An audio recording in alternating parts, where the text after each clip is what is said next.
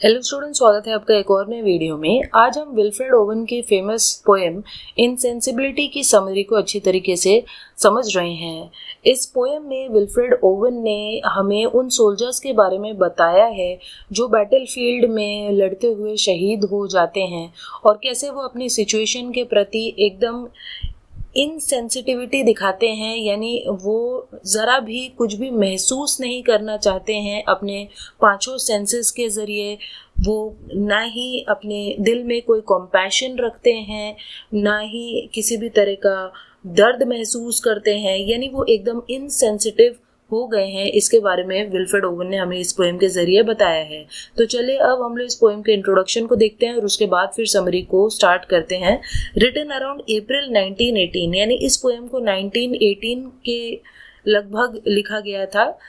इनसेंसिबिलिटी oven की काफ़ी लंबी पोएम है और उनकी बाकी की वॉर पोएम्स की तरह ही ये पोएम भी उसी सेम टॉपिक के बारे में है, यानी सोल्जर्स क्या फेस करते हैं बैटलफील्ड में, उनके साथ कितना बुरा होता है, इसके बारे में बताया गया है। और इस पोएम की जो मेन थीम है वो भी यही है कि कैसे जो सोल्जर्स हैं वो क्या साइकोलॉजिकल मैकेनिज्म्स, यानी कि अपने दिमाग को, वो अपनी साइकोलॉजी को कैसा बना लेते हैं ताकि वो अपनी हॉरिफिक सिचुएशन को हैंडल कर सकें, अपनी हॉरिफिक सिचुएशन को झेल सकें। तो चलिए अब हम लोग इस पोएम की समरी को स्टार्ट करते हैं। तो इन द फर्स्ट स्टैंजा, पहले ही स्टैंजा में ओवन कहते हैं कि वो सोल्जर्स वॉर में भी खुश रहते हैं जिन लोगों ने अपने आप को, यानी जिन सोल्जर्स ने अपने आप को डिसेंसिटाइज कर लिया है, यानी सेंसिटिविटी अपने अंदर से ख़त्म कर ली है, जो कुछ महसूस ही नहीं करते, ऐसे लोग वॉर में खुश रहते हैं। कॉम्पैशन इज़ यूजलेस, क्योंकि वॉर जैसी जगह में, एक लड़ाई वाली जगह पर, बैटल ग्राउंड पर कॉम्पैशन यानी प्यार मोहब्बत यूजलेस होता है। And they certainly should not be looked at as rife with poetry और सेंटिमेंट, और इसीलिए उन सोल्जर्स में हमें पोइट्री या सेंटिमेंट यानी कि इमोशंस ढूंढने की कोशिश नहीं करनी चाहिए। ये कोशिश बेकार है, क्योंकि ऐसे सोल्जर्स के अंदर कोई भी सेंटिमेंट या इमोशंस नहीं होते। The soldiers are barely man, क्योंकि ये जो सोल्जर्स हैं उनकी कोई पहचान नहीं, वो तो बस एक नंबर है, बस एक इंसान है, बस गैप्स हैं, फिल करने वाले गैप हैं, वो नंबर्स हैं। No one really cares about them, उनकी कोई केयर नहीं करता। तो इसीलिए बहुत सारे सोल्जर्स किसी भी तरह का इमोशन प्रकट नहीं करते, वो कोई भी तरह का इमोशन फील नहीं करते, ना ही अपने लिए ना ही दूसरों के लिए, क्योंकि उन्हें पता है कि डल रहने में ही उनकी भलाई है। Dullness is the solution for the incessant shelling. तो वो जानते हैं कि ये जो इंसेसेंट यानी कि कंटिन्यूसली ये जो शेलिंग हो रही है, बॉम्ब ब्लास्ट हो रहे हैं, वो इतने ज़्यादा उस चीज़ से परेशान हो जाते हैं कि वो अपने सारे सेंसेस को डल बना लेते हैं, वो कोई भी प्रतिक्रिया या कोई भी रिएक्शन नहीं देते। It is easier to rely on chance rather than trying to figure out when the shells might fall. तो वो कहते हैं कि बस वो चांस लेते हैं और उन्हें फिक्र नहीं रहती कि कब बॉम्ब ब्लास्ट होगा। They do not even bother trying to assess the destruction of the armies in the war. वो ये भी नहीं देखते कि कितने लोग मरे, कौन जिंदा है, उन्हें इन चीज़ों से भी अब कोई भी फर्क नहीं पड़ता। In the second stanza the poet continues saying that the young man do not care about themselves और about others anymore. Second stanza में भी पोएट यही कह रहे हैं कि वो जो यंग लोग हैं, सोल्जर्स हैं, उन्हें ना तो अपने बारे में चिंता है ना दूसरों के बारे में चिंता है। उन्होंने अपने सेंसेस को डल बना लिया है और किसी भी सिचुएशन का हेड टेल यानी किसी भी सिचुएशन से अब उन्हें सरोकार नहीं है, कोई मतलब नहीं है। It is easier to take things as they come, तो जैसे जैसे चीज़ें आ रही हैं उसे वो बस एक्सेप्ट कर रहे हैं। And they barely even pay attention to the course of the war, और अब वो लड़ाई में क्या हो रहा है, कौन जीत रहा है, कौन हार रहा है, इससे भी अब उन्हें कोई फर्क नहीं पड़ता।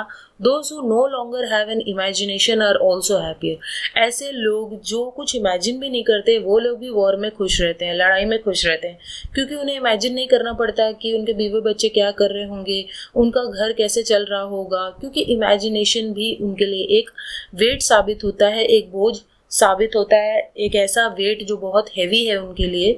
और ऑलरेडी उनके कंधों पर उनके पैक्स, उनके बैग, एम्यूनिशन, गोली बारूद टंगा हुआ है, तो उस पर वो इमेजिनेशन का और लोड इसीलिए नहीं ले पाते। तो ये एक सरकास्टिकली विल्फ्रेड ओवन ने इस लाइन को कहा है। ओल्ड वुंड्स डू नॉट एक एनी मोर, उनके जो कट्स हैं, जो वुंड्स हैं, घाव वगैरह हैं, वो भी अब उनको दर्द नहीं करते, क्योंकि अब इतना ज़्यादा उनके साथ चीज़ें हो चुकी हैं कि अब उन्हें कोई फ़र्क ही नहीं पड़ रहा। They are not even affected by the colour of blood. अब ना ही उन्हें खून के कलर से फ़र्क पड़ता है, क्योंकि उन्होंने बैटल फील्ड में हर चीज़ को लाल ही देखा है, रेड ही देखा है। The pulsing of terror is over, their senses have been ironed. तो अब उन्हें जो टेरर है, यानी कि जो डर है, डर से भी डर नहीं लगता, और उनके जो सेंसेस हैं वो भी आयर्न्ड हो गए हैं, यानी उनके ऊपर किसी ने प्रेस मार दिया है उनके सेंसेस पे। और इसीलिए जब लोग मर रहे होते हैं उनके आजू बाजू, उन मरते हुए लोगों के बीच भी उन्हें हंसी आती है, वो हंसते हैं, क्योंकि उनमें कोई भी फीलिंग नहीं बची हुई है। They completely unfailing. The soldier at home is happy. तो वो सोल्जर जो घर पे होता है वो तो खुश होता है, क्योंकि उसे पता है कि अगली सुबह उसे फिर से वो अटैक्स नहीं झेलने हैं। लेकिन वो सोल्जर्स जो बैटल फील्ड में हैं, उन्हें नहीं पता कि वो अपने टास्क को, अपने काम को कैसे करें। They are not overly necessary while alive. जब वो जिंदा हैं तब भी उन सोल्जर्स की कोई अहमियत नहीं है, और जब वो मर जाते हैं तब भी उनकी कोई अहमियत नहीं रह जाती। They are not sad. इसीलिए वो ना तो अब दुख मनाते हैं, क्योंकि उन्हें पता है कि दुखी रहने का भी कोई मतलब नहीं है, और ना ही उन्हें किसी बात का घमंड है, और ना ही क्यूरियोसिटी है, यानी कुछ जानने की इच्छा है। वो बस एक ज़ॉम्बी, एक भूत बनकर रह गए हैं। हाउएवर दीज डलर्ड्स, डलर्ड्स मतलब एक डल इंसान, उन्हें कर्स मिला है, दे आर कर्स्ड, यानी उन्हें श्राप मिला है as they stand like stones, कि बस पत्थर की तरह खड़े रहो कैनन के सामने, और जब उसमें से गोली बारूद फटकर आएगा तो उसका निशाना बन जाओ। ऐसे वो ज़ॉम्बीज बन गए हैं, ऐसे वो पत्थर बन गए हैं जो तोपों के सामने खड़े हुए हैं।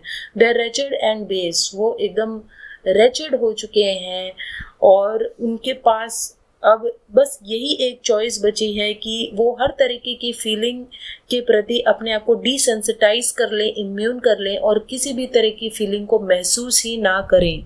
सो यहीं पर जो हमारी पोएम है उसकी समरी खत्म हो जाती है। आई होप आपको ये समझ में आई होगी। सो चलिए हम मिलते हैं नेक्स्ट वीडियो में, तब तक के लिए बाय।